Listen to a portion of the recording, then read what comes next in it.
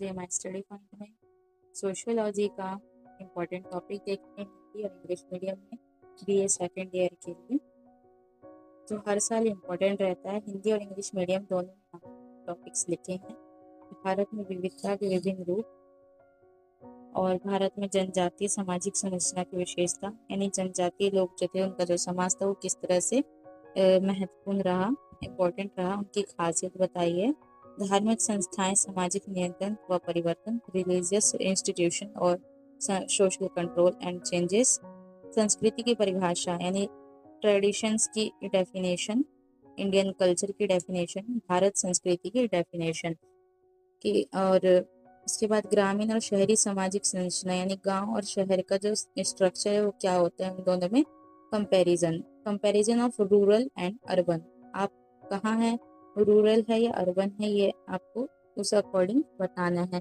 यहाँ पर मतलब अगर आप रूरल हैं यानी कि शहर में, ग्रामीण में है, गांव में है, तो आप उसके बारे में बताएंगे।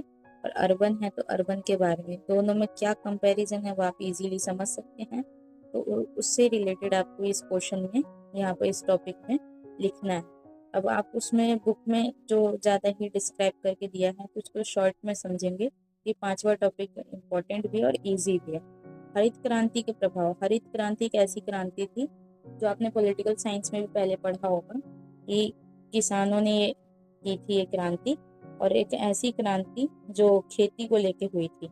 जैसे क्रांति का मतलब लड़ाई नहीं होता हर बार, क्रांति का मतलब जो लगातार कोई एक अचानक से कुछ बदलाव होता है समाज में, तो वही चीज एक तरह से चर्चा का विषय बन जाती है और लगातार वो चीज कंटिन्यूअसली चलती रहती है। भारतीय लोकतंत्र में पहचान की राजनीति। इफ भारतीय लोकतंत्र यानी identity politics in Indian democracy.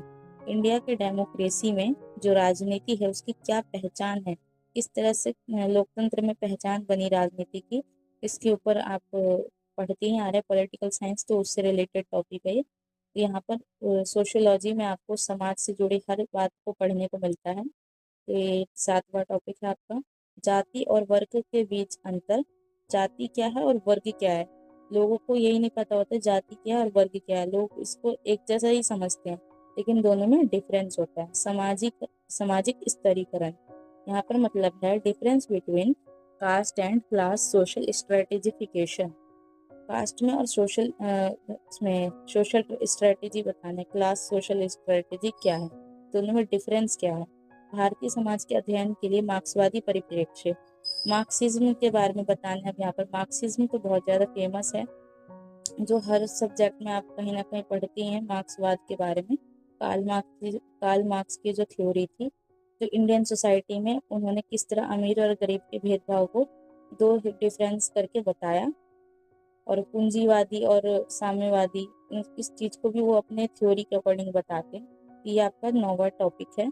उसके बाद 10वां टॉपिक है सिख धर्म। अब जो सिख धर्म है उसका किस तरह उदय हुआ, कौन थे उसके संस्थापक, कौन खालसा पंथ कहलाए, ये सारी चीजें आपको सिख धर्म में पढ़ने को मिलती है। सिख वही धर्म है जिन्हें आज हम पंजाब में रहने वाले लोगों को पंजाबी नाम से जानते हैं।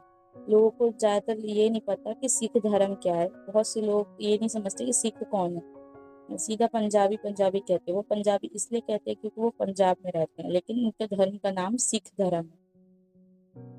तो आई बुक के आपको ये BSO 2 सोशियोलॉजी बुक 2 का जो इम्पोर्टेंट टॉपिक है ये समझ में आया होगा। Thank you.